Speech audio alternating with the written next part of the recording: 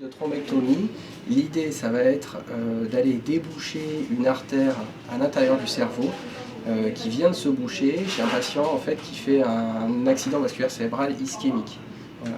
Et donc ça s'adresse plutôt aux patients qui sont graves, qui ont une artère plutôt grosse qui s'est bouchée.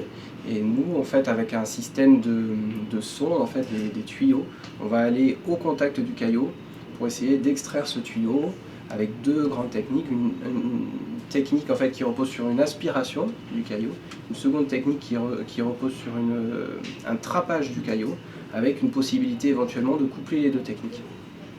Alors, cette technique elle est novatrice parce que jusqu'à ce qu'elle se développe, on ne disposait pour ce genre de patient que d'un traitement qui s'appelle la fibrinolyse, qui est un traitement qui est administré par voie intraveineuse, qui ne peut se faire que dans certaines conditions très limitatives, avec beaucoup de contre-indications, et dont on sait qu'elle marche moins bien sur les AVC graves comme ceux qu'on traite, quoi.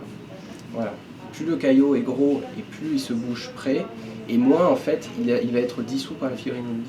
Donc en fait, la technique là s'adresse à des patients qui avant étaient beaucoup moins bien traités.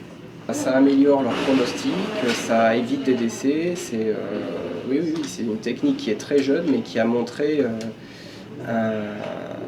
une efficacité spectaculaire en fait, sur toutes les études et sur le développement qu'elle a eu, puisque cette technique, ça fait quand même quelques années, en fait, en gros depuis 2015, qu'elle est maintenant répandue partout en France, mais qu'elle était répandue initialement dans les CHU. La nouveauté pour nous ici, c'est qu'on n'est pas un CHU.